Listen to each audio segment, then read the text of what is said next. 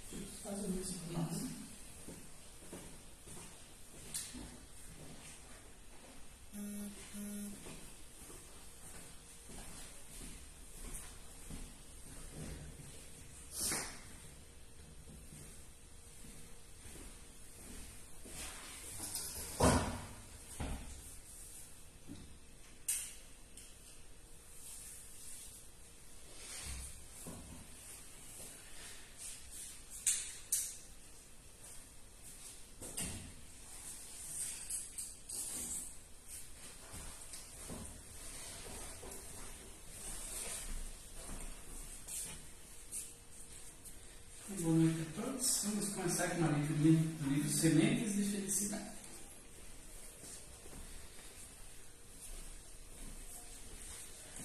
A lição 211. Você é como um diamante. A sua natureza íntima, profunda e verdadeira, é de uma beleza indescritível. Há ali harmonia, paz e alegria.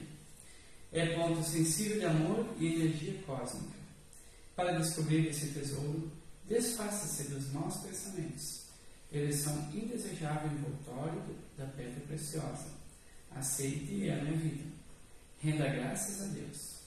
Reconhecer-se depositário de luz e vida divinas é entrar na melhor segurança que existe. Assim convido a todos a levar o pensamento para fazer nossa oração.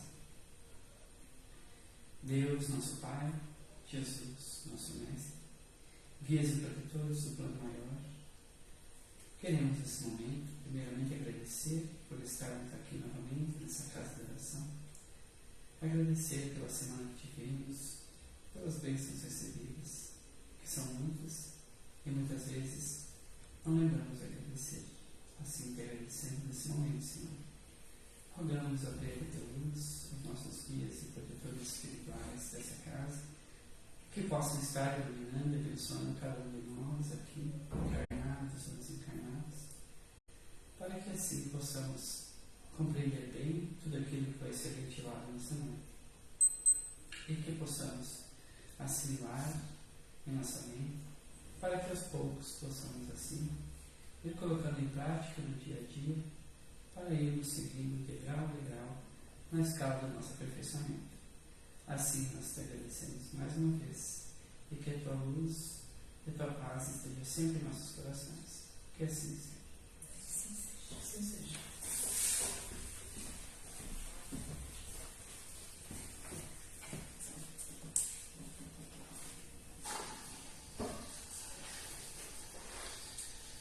Para o estudo desta noite, nós nos inspiramos no livro Afinal, Por que Adoecemos?, de Ricardo Salum, capítulo 2, página 19, onde nós vamos tentar tecer alguns comentários a respeito da existência da alma e da experiência de quase morte. Ricardo Salum, ele é médico, ele participa da Associação Médicos Espíritas da cidade de Santos, no estado de São Paulo, e ele trouxe a sua experiência da área da medicina e a sua experiência da área do espiritismo, que ele já faz parte há muito tempo do centro espírita onde ele frequenta e também é médico da Associação Médicos Espíritas. A medicina, na academia por si só, naturalmente ela é materialista. Ela procura atender a forma humana, o corpo físico, e não leva em considerações os aspectos anímicos, os aspectos referentes à espiritualidade. Os médicos são orientados a procederem assim, faz parte da sua formação, mas a gente percebe cada vez mais um grupo expressivo de trabalhadores da área que se volta para essa questão da espiritualidade e que se convence pelas suas próprias origens de que existe alguma coisa que sobrevive à morte do corpo físico. Existe o espírito. E eles procuram trabalhar e procuram levar em consideração o espírito na hora de tratar o corpo. Compreendem muito mais quando eles estão limitados pela condição da medicina humana e já conseguem perceber e se orientar pela cura do corpo e pela cura da alma.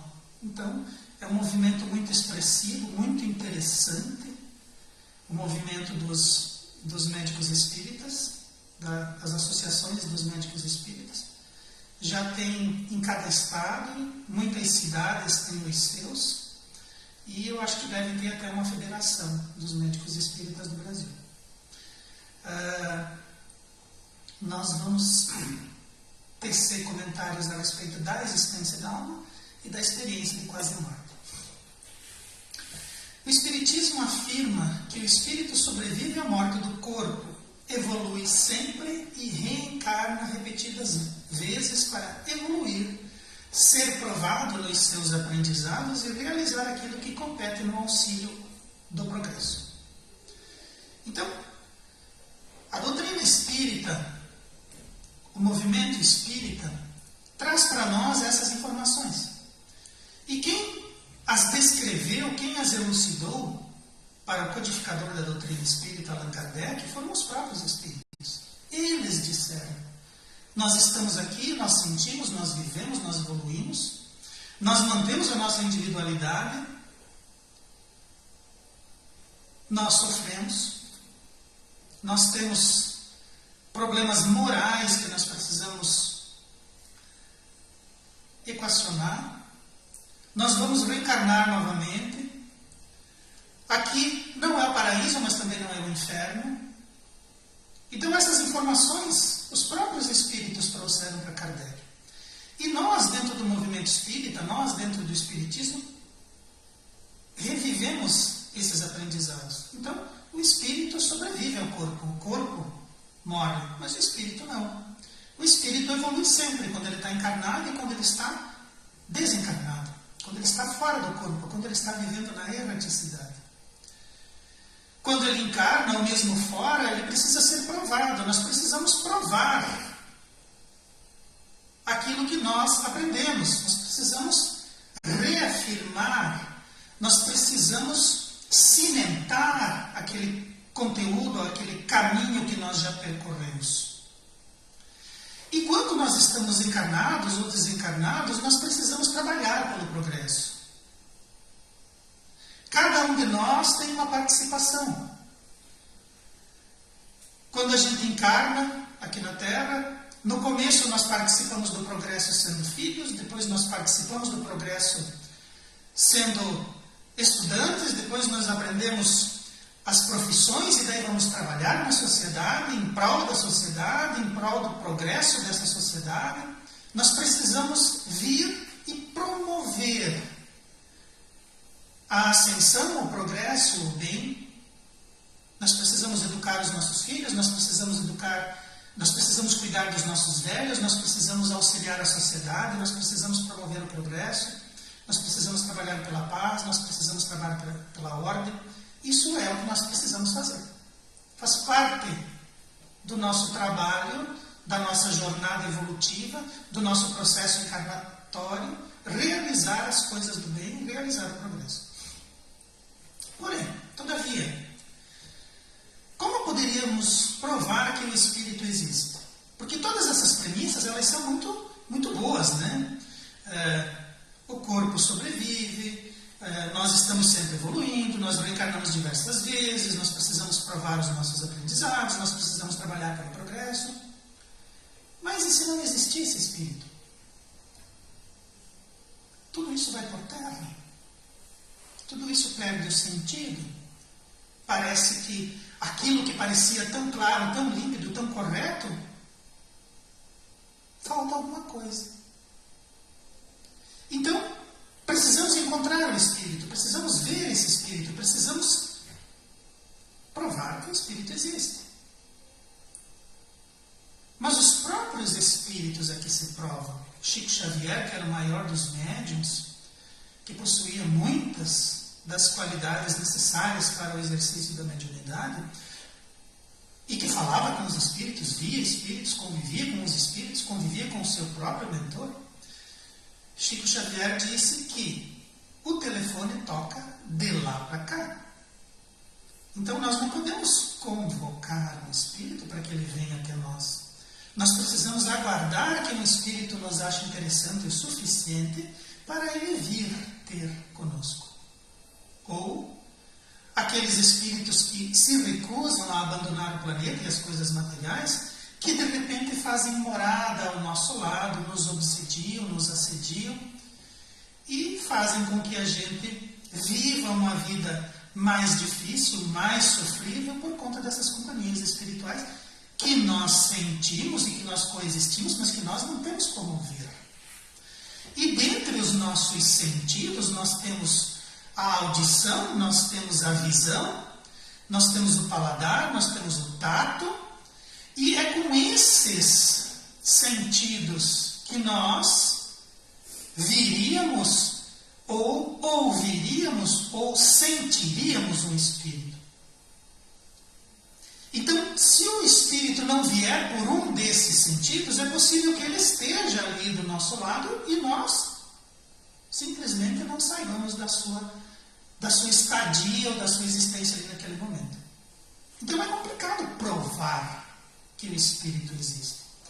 Mas nós precisamos abordar esse tema sobre um outro aspecto, sobre outros pontos de vista, para nós tentarmos encontrar uma questão, uma resposta para essa questão. Então vamos lá. Todos os grupamentos humanos no correr da história tiveram seus mitos de criação e seu desenvolvimento religioso, onde uma vida espiritual sempre é descrita.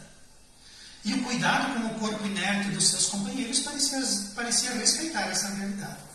Então, se nós voltarmos 1000 anos atrás, 2000 anos atrás, 3000, 4000, 5000 anos, 6, 10.000 anos atrás, por mais que sejam restritas as informações que nós temos dos grupamentos humanos de 7, 8, 10 mil anos atrás, nós encontramos informações a respeito de cultos, nós encontramos informações a respeito do cuidado com o corpo.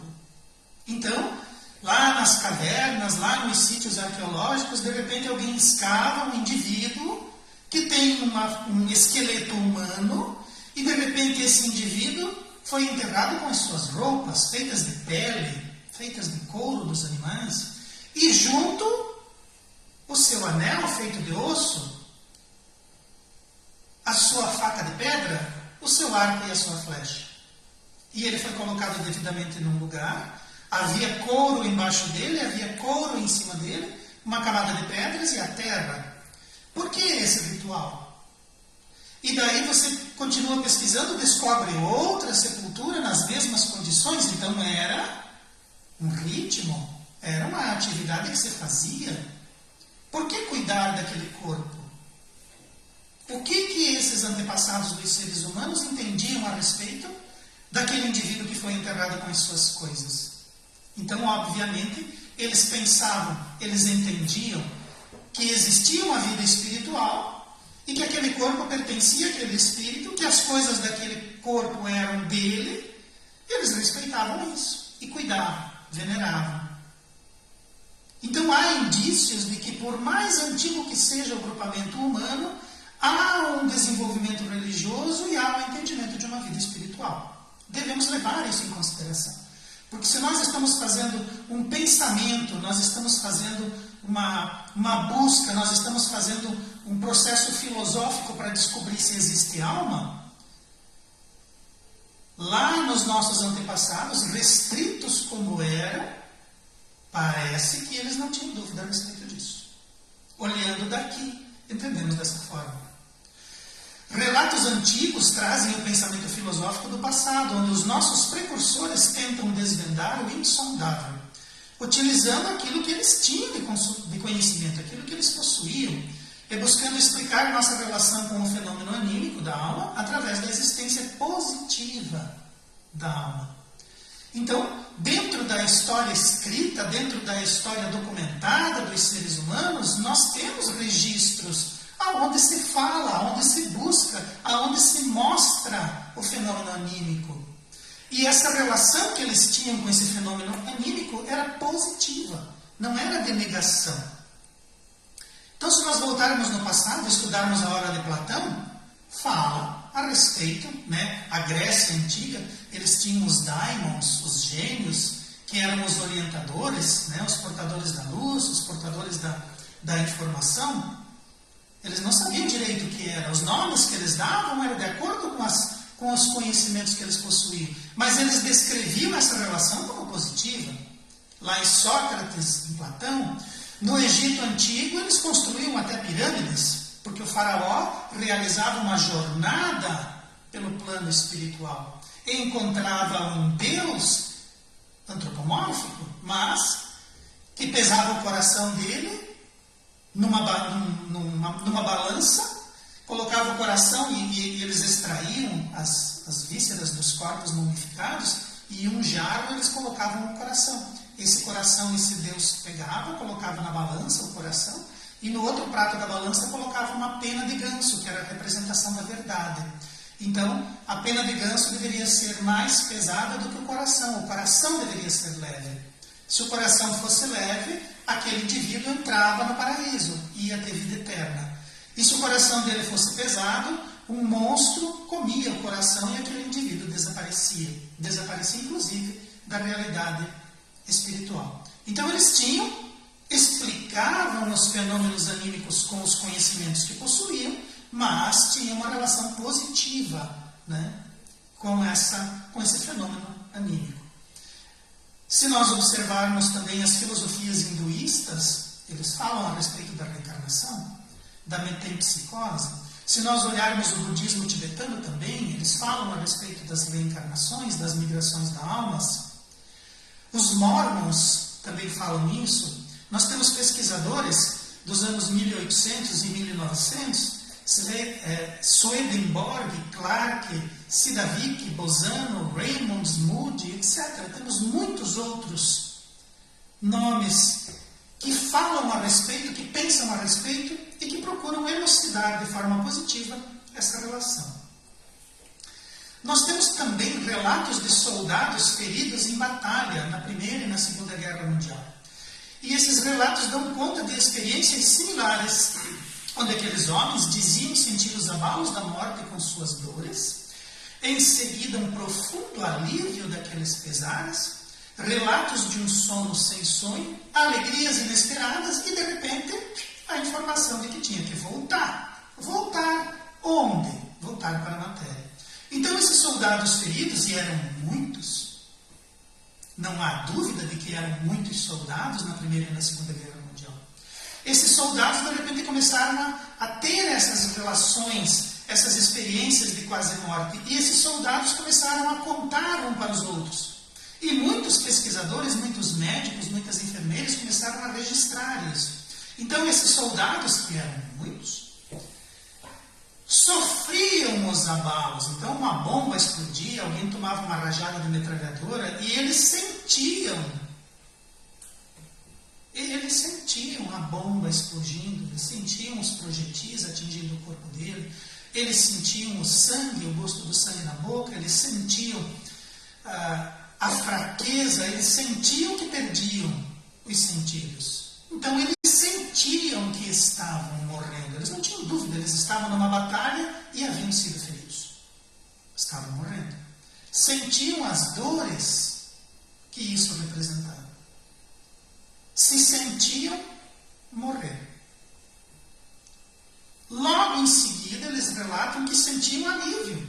Então eles estavam cansados, eles estavam com fome, eles estavam com frio, eles estavam com dores, eles foram atingidos por uma bomba, eles sentiram que eles estavam morrendo, mas de repente passava tudo. Eles sentiam alívio de tudo aquilo. Alguns viam seus corpos, alguns viam os companheiros ainda lutando, ainda atirando. São relatos. E eles contavam isso. Na sequência, eles relatavam os túneis de luz, eles relatavam a presença de espíritos, eles sentiam alegria, eles sentiam um amor que os envolvia e que eles não sabiam a razão e a origem desse amor. Eles eram levados para lugares, eles encontravam outros espíritos e de repente eles ouviam alguém sentenciar que eles precisavam voltar. Olha, você não pode ficar aqui, você tem que voltar para o corpo. E eles voltavam. Voltavam, eram socorridos, achavam que não iam conseguir, mas conseguiam. Viveram para contar as suas histórias e montar as suas famílias e depois, décadas depois, contando para os filhos, contando para os netos, contando para os amigos a experiência de quase morte que tiveram. E isso, muitos. Modernamente, muitos pesquisadores tentaram em vão desqualificar essa ideia, utilizando aquilo que de melhor existe em torno do diagnóstico médico, de modo a comprovar que, por mais se busque e disseque o corpo, nunca se descobriu nenhum vestígio da alma. Então, esses médicos, de repente, começaram a se deparar com esses relatos. Ah, eu me senti morrendo. Né? Não, você não morreu, nós fizemos um diagnóstico errado e nós colocamos você em uma maca, nós empurramos você no necrotério, nós cobrimos o seu rosto com um lençol, mas foi o nosso diagnóstico que estava errado. Então, quando você voltou, na verdade, você nem foi. E aquilo que você sentiu, na verdade, era a falta de oxigênio no teu cérebro. Era aquela droga que nós aplicamos em você. Então, a ciência, ela procura, através dos diagnósticos médicos, ela procura, através dos sinais que ela é capaz de medir e de descrever, ela procura desmistificar. A ciência médica, diz que alma, espírito não existe. Porque eles fizeram isso. Nos anos 1800 e 1900, muitos médicos pegavam corpos e tentavam descobrir dentro desses corpos aonde que estava a alma. Eles queriam saber se a alma estava no coração, se estava no fígado, se estava no cérebro. Eles queriam saber. Então eles dissecavam as vísceras e buscavam indícios. Aonde está a alma? E eles não encontraram nenhuma. Então, se os médicos não encontraram nenhum espírito, nenhuma alma, é porque não existe. Porque a ciência é o grande depositário das nossas verdades e das nossas qualidades evolutivas. A ciência explica a natureza. E como a ciência não conseguiu descobrir, não conseguiu medir, não conseguiu achar nenhum buraquinho, nenhuma vesícula, nenhum lugar no corpo onde pudesse estar a alma, então é porque não tem. E não há por que se duvidar disso. Veja que paradoxo. Casos mais constrangedores para a ciência contemporânea, que colaboram por testificar a existência da alma, são os relatos de quase morte, ou EQM, onde pessoas atendidas em hospitais, cercadas de recursos, são dadas como morta, mas voltam à vida. Então, fazendo as minhas pesquisas, teve uma menina, uma adolescente, que sofreu uma experiência de quase morte. E ela disse assim, olha, eu vi vocês todos vestidos de azul, eu vi aquela enfermeira que entrou de roupa verde, eu vi que vocês aplicaram uma injeção com uma agulha muito comprida direto no meu coração, eu vi que vocês esfregaram aqueles sensores que dão choque no peito, eu vi que vocês injetaram aqueles choques em mim, e eu vi que aquela enfermeira não estava preparada para ficar lá. Eu vi que ela entrou em desespero e vocês pediram para ela sair. E eu vi que em cima de um daqueles equipamentos que tem lá na sala de cirurgia, tem uma etiqueta em cima e na etiqueta tem uma cruz, tem um X lá. Aí, o médico que teve essa experiência, que entrevistou a menina e que depois foi relatado tudo isso, ele foi conferir. E daí, falando com as enfermeiras, falando com as pessoas, tudo aquilo que ela descreveu estava certo. Mas ele ficou, olha, então pega uma escada lá, vamos ver se realmente em cima desses nossos equipamentos que nós utilizamos aqui, se tem uma etiqueta com uma cruz em cima, com um X em cima. E eles foram e encontraram. Ótimo, é uma experiência de quase morte, a menina descreveu, mas todas essas experiências de quase morte relatam dessa forma. Mas a menina era cega de nascença. Não havia possibilidade dela ver eles de roupa azul. Não havia possibilidade dela ver uma enfermeira de roupa verde. Não havia possibilidade dela ver a seringa com o líquido. Não havia possibilidade dela ver um papel, uma etiqueta em cima de um aparelho com uma cruz, desenhado um X, uma cruz em cima do aparelho. Não tinha como. Cega de nascença. Mas a medicina, quando se depara com isso, ela não explica. Mas também, né, ela não refuta, mas também não admite. Ela não sabe explicar. Então, esses indivíduos das experiências de quase morte, todos eles voltam depois de serem dados como mortos, e muitos são dados como mortos, e há um protocolo para isso, não é? Olhou ali, ou foi lá, não, acho que está morto. Não é acho que está morto. Tem um protocolo que você segue. Luz no olho, eletroencefalograma, batimento cardíaco. Você precisa fazer um protocolo de ressuscitação, precisa aplicar o choque. Você tem que fazer um protocolo. Passados 5 minutos, eles têm que repetir o protocolo. Passados 10 minutos, eles têm que fazer... Existe um protocolo escrito de como você faz para dizer que alguém morreu. E quando isso acontece, eles têm que dizer a morte ocorreu, porque é feito um registro. Então, quando eles dizem que está morto, é possível sim que esteja morto. Mas por que volta depois? E todos os relatos da experiência de quase morte dizem assim: eu senti sair do corpo. Eu me vi flutuando. Eu vi o meu corpo sendo atendido. Eu senti como que um vento, como que um chamado. Eu fui e entrei num túnel de luz. Eu cheguei. Eles vão contando e isso se repete. E hoje está muito bem documentado, mas na época em que eles estavam investigando, eles começaram a cruzar esses dados e perceberam que pessoas em outros países, em países distantes, em épocas diferentes, contavam e narravam e relatavam a mesma coisa.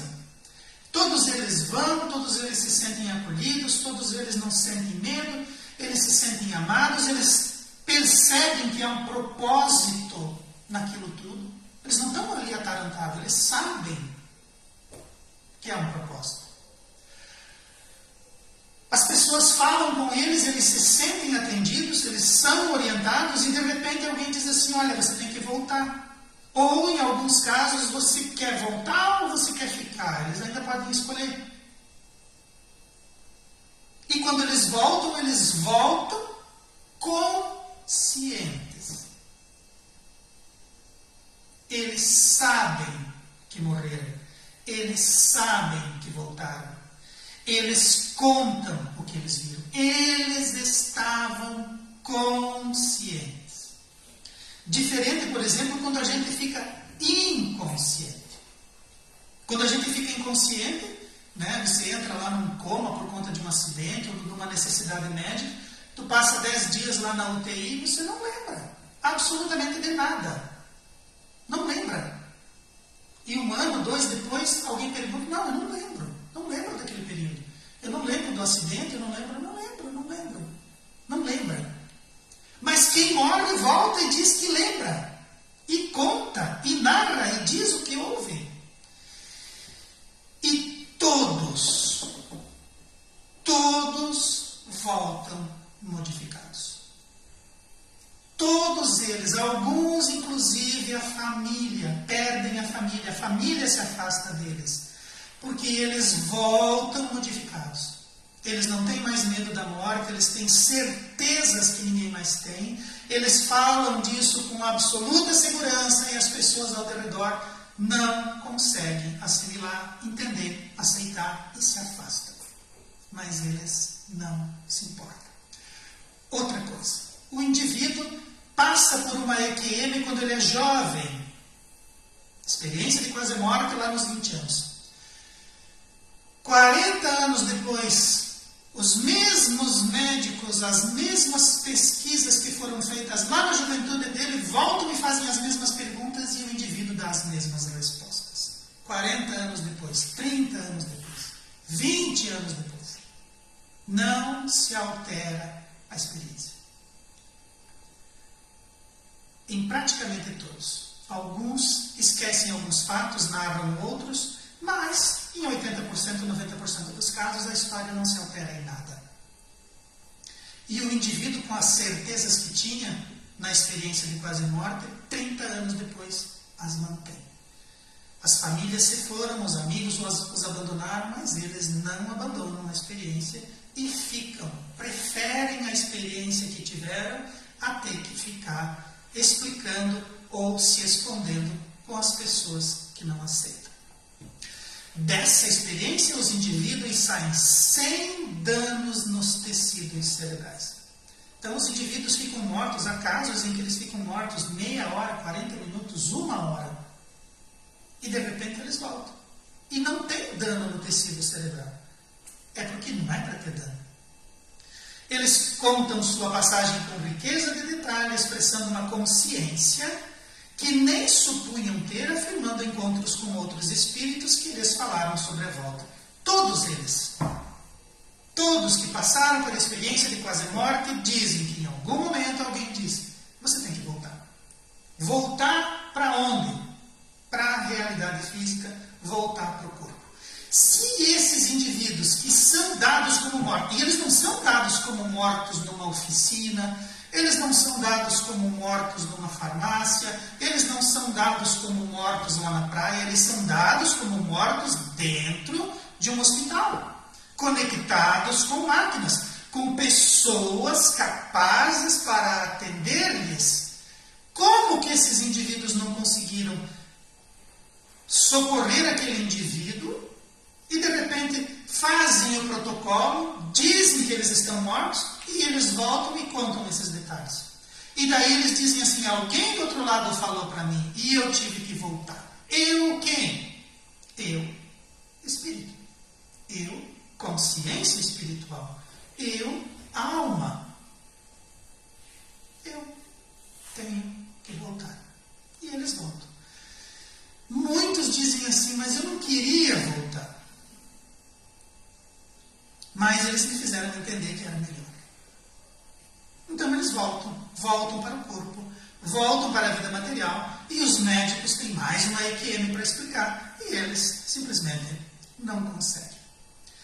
Em comum, esses relatos falam do sentimento de amor que os envolvia. Então eles morrem, mas eles se sentem amados. Que amor é esse? É o amor que todos nós vamos encontrar na realidade espiritual.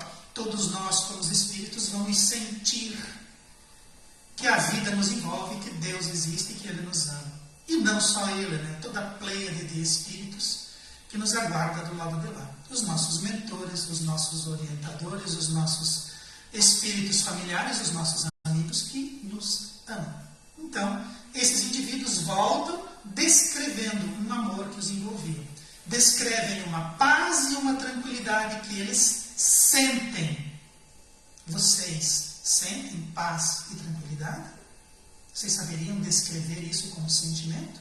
Eles, sim, sentem. Do profundo sentimento de propósito que carregam. Então eles desencarnam, eles morreram, mas é um propósito. Não é vão, não é efêmero. É um propósito. Ele sabe que ele estava no corpo. Ele sabe que morreu. propósito, ele sabe. E quando ele volta, ele sabe que tem um propósito. E ele se submete. Nenhum caso de EQM fala em revolta por voltar. Ele sabe do propósito que carrega. Da felicidade e da alegria por todas as coisas. Todas. A dificuldade, eles sentem alegria e felicidade pela dificuldade. Eles sabem que eles vão voltar para o corpo. Eles sabem que o corpo não está bom. Eles sabem. Mas alegria e felicidade. Por todas as coisas. Da necessidade de voltar ao planeta e à matéria. É comum. Qualquer experiência de quase morte traz esses elementos. E esses indivíduos vêm descrevendo dessa forma. Mais uns casos. Paralelo a essas experiências em adultos, os pesquisadores se depararam com casos de EQM em crianças jovens. Então, crianças jovens passaram por experiências de quase morte. Na Netflix tinha um filme, né? O menino, ele cai, o cachorro dele vai em cima do rio congelado, do lago congelado, não lembro? E o menino vai lá para tentar acudir o cachorro, o menino afunda. E fica quase 40 minutos dentro da água, os bombeiros vão lá e tiram ele de lá e conseguem ressuscitar, e ele fica em coma no hospital. E depois ele volta e ele começa a contar as coisas que ele sentiu e que ele viveu. Deve ter, eu não lembro o nome do filme, mas tem. Crianças jovens com EQM. E daí, então, vamos ver das crianças, né? Onde as falas eram visivelmente similares. Então você tem um adulto, eu fui pesquisar, então se eu tiver uma EQM, eu sou suspeito para falar. Porque é um assunto que me empolga e que eu pesquiso. Mas e as crianças? E de repente você tem uma criança falando as mesmas experiências do adulto. Falando os mesmos sentimentos experimentados. E compartilhados. E de repente você tem um pequeno que nunca teve contato com o caso de EQM ou caso parecido. Uma criança. Quem que falou de experiência de quase morte para criança? Vocês falaram? Não, nunca.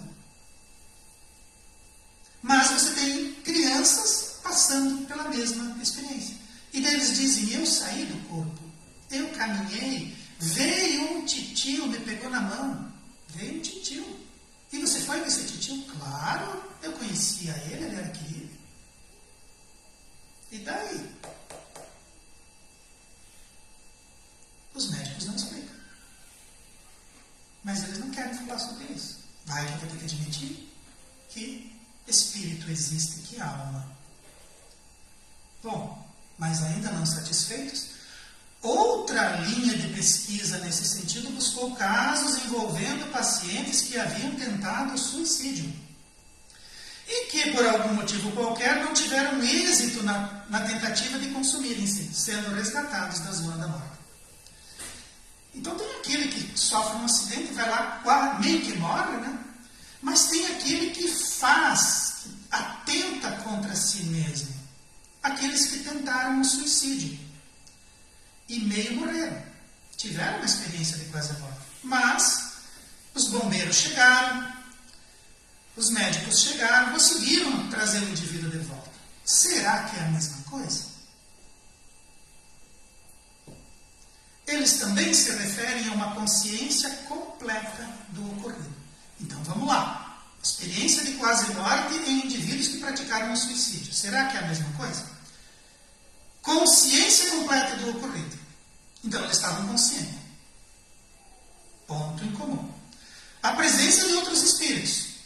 Fechou. Um sentido de propósito na vida material. Beleza. Porém, falam de profundas angústias. Lugares escuros para onde eram sugados arrependimento e dores morais insuportáveis. mas tinham consciência do ocorrido. Viam, falavam e sentiam outros espíritos. Sabiam que a vida tinha um propósito, mas, por conta do que fizeram, há arrependimento e dores morais insuportáveis.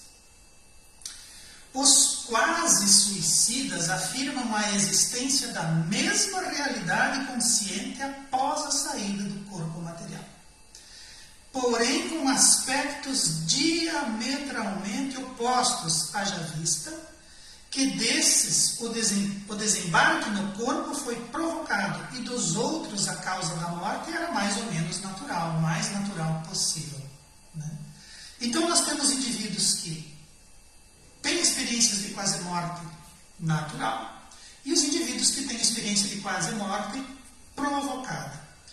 As narrativas são muito coincidentes, mas diametralmente oposto nos seus aspectos de vivência. Então essa saída do corpo, quando ela é provocada, ela não tem os mesmos aspectos, mas o indivíduo tem a consciência, vê espíritos, e de repente alguém naquele processo diz assim: você vai voltar. O suicídio que você fez não, você vai escapar dessa sentença. Volta muitas vezes aquilo que eles fizeram em relação ao corpo, fica gravado, dificulta, né? Aqueles que ingerem substâncias, às vezes passam o resto da existência sofrendo por conta disso. Alguns atentam contra o cérebro e de repente voltam e ficam conectados ao corpo, mas extremamente limitados. Voltam já vivenciando as suas realidades dolorosas. E sabem exatamente que aquilo que fizeram não corresponderia a uma causa natural e a sua experiência de quase morte leva eles a sentir dores morais exacerbadas. Então, esses indivíduos não tiveram apoxia, esses indivíduos, alguns não ingeriram substâncias, eles não perderam a consciência, eles estavam lúcidos, eles estavam com saúde, eles estavam em condições, eles estavam com problemas espirituais, mas eles tinham um corpo saudável. E de repente eles descrevem a mesma realidade, vivenciam a mesma realidade, mas percebem que aquilo que eles estavam vivendo agora correspondia aos aspectos morais daquilo que eles praticavam. E Kardec, lá nas obras básicas, diz, ao entrevistar os espíritos, que alguns vinham e falavam das suas felicidades. Quem era você? Eu fui um indivíduo, eu trabalhei, eu sofri, eu tive a minha doença, eu me recuperei. Eles vinham e narravam, mas aqui eu estou bem, a minha família está comigo. Moralmente feliz.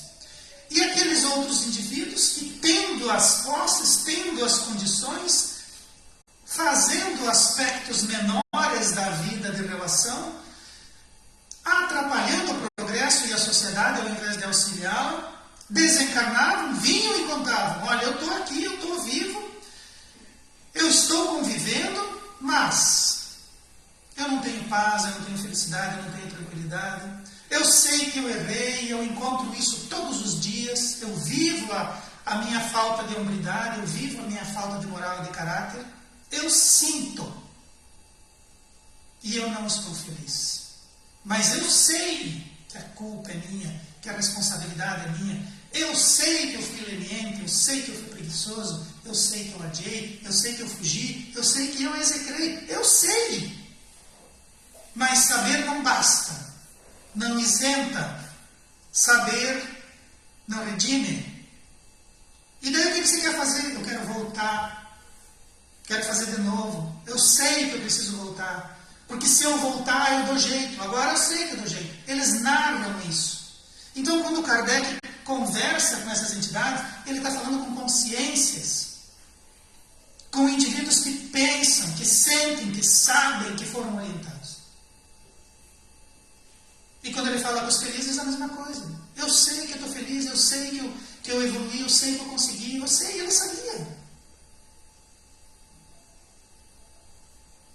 Então, se nós não temos a foto de um espírito, se nós não temos um espírito que caminha entre nós, se nós não ouvimos, sentimos ou vemos, não significa que não existem. E o fato de nós não vermos não significa que eles não estão aí. E talvez para nós é melhor que a gente não veja, não cheire, não sinta, não escute. Talvez é melhor que seja assim. Porque daí nós não nos preocupamos com eles. Nós nos preocupamos somente conosco. Com a nossa atitude, com o nosso caminhar, com a nossa evolução. Talvez nós foquemos naquilo que precisamos fazer, o nosso trabalho, o nosso estudo, a nossa família, a nossa sociedade. Talvez nós foquemos nisso.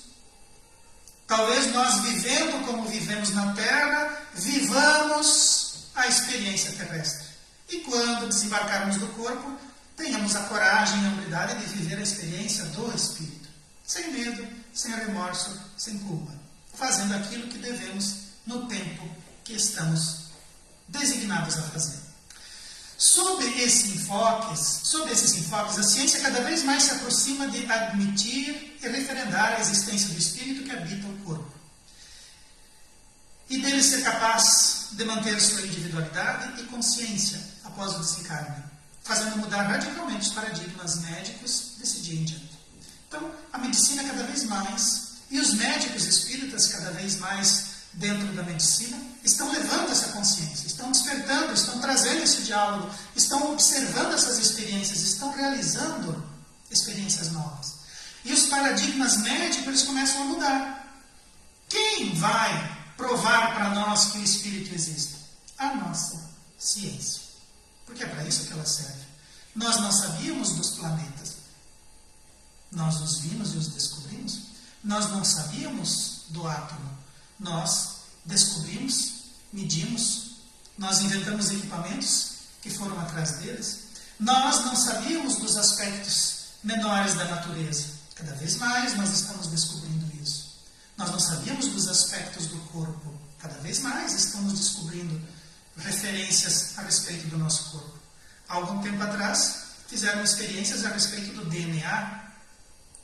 Mediram o DNA, escreveram o DNA, estão descobrindo o que o DNA faz e deixa de fazer. Daqui a pouco, dentro do DNA, vai ter lá alguma coisa escrito. Vai que não, né? E daqui a pouco, a ciência vai dizer assim, olha, nós ainda não medimos, não fotografamos, não encontramos. Mas não tem mais como a gente dizer que espírito e alma não existem. Agora nós vamos ter que fazer o quê? Assim como nós descobrimos um equipamento, inventamos um equipamento que mostrou para nós o átomo, talvez nós tenhamos que inventar uma máquina fotográfica, um microfone, um aparelho qualquer, que grave, que ouça e que mostre para nós o espírito e a alma. Talvez um dia nós vejamos o espírito saindo do corpo. Talvez um dia nós vejamos ele vindo. E quem vai fazer isso é a ciência.